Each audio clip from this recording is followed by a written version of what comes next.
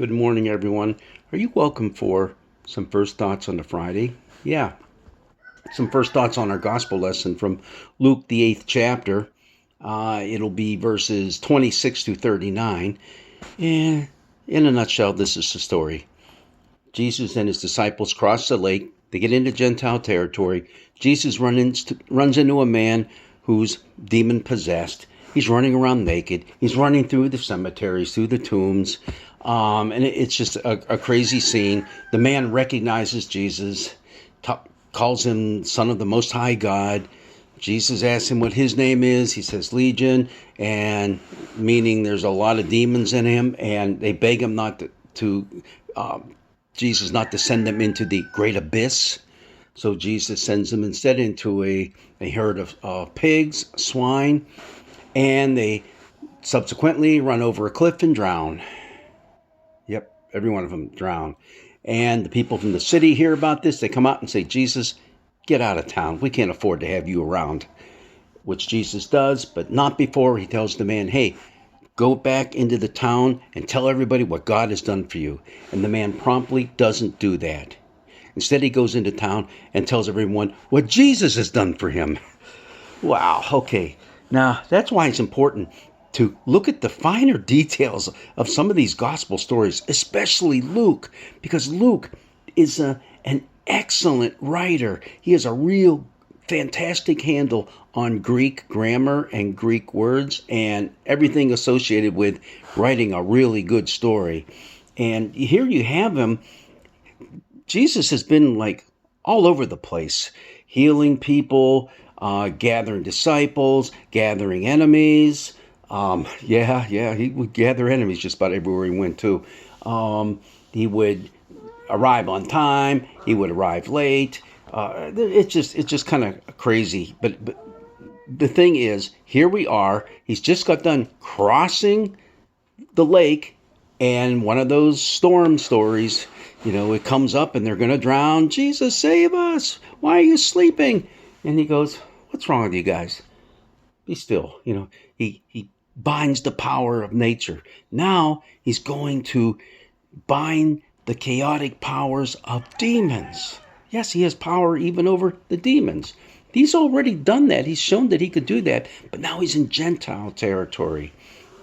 And there's a lot of things going on in the story that are uniquely, dare we say, political. Yep, very political. Remember, who's in charge of this area as well as all of Palestine? The Romans. The Romans. And they rule with a heavy hand. So it's not just the Jewish population, but it's the non-Jews too who are suffering under this Roman rule. So think about this. When he casts the demons into the pigs, number one, pigs are unclean. Okay? Jesus is casting demons into things that are unclean, but not so much amongst the Gentiles. They ate pigs all the time. They had pig roast. No, but still, the Jewish audience that's reading this would say, unclean. And isn't it interesting that the very Roman legion that was assigned to Jerusalem and that whole area there had as its emblem on the flags that they carried around, pigs. Okay, see how this is getting a little interesting? And then when it talks about the man who was demonic and demon possessed, how many demons possessed him? Legion. That's a Roman legion. That's part of the Roman army. That's 6,000 soldiers per legion. It's a lot of demons, number one. Number two, another reference to Roman occupiers. And hey, they're in Legion. The man, his name was Legion, was bound by shackles and chains. Hey, that's the same language that's going to be used of the apostles in the book of Acts, which Luke also wrote, when they are imprisoned in Rome. Okay, in shackles and chains. There's just so much going on in here that it's almost like, Luke, are you trying to get a point across? Yeah, part of the point is Luke is trying to say Jesus is here to free us from whatever binds us, whatever occupies our space so that we're not free people. Jesus is here. Now, Jesus is very careful throughout his ministry, and later on, it becomes even more clear that he doesn't want people getting the idea that he was a military leader, but all these other ways of being imprisoned.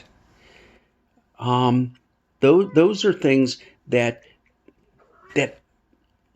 bind us. How many people are that we talk about are imprisoned by their addiction to drugs or alcohol? Yeah, we use that kind of language all the time, and people are imprisoned in that way. There's a lot of things that bind us, that keep us from being free people.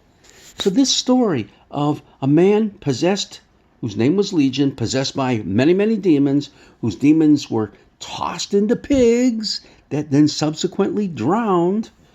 It's more than just that kind of a story of, wow, look what Jesus can do. It's a story about us, you and me, being freed from whatever binds us, constrains us, keeps us shackled in chains, instead of living freely to love others, freely to live out the life that God intends for us to live. Powerful story. Just the first thoughts on Friday, stuff to think about as we anticipate this gospel lesson this coming Sunday. God's blessings be with you.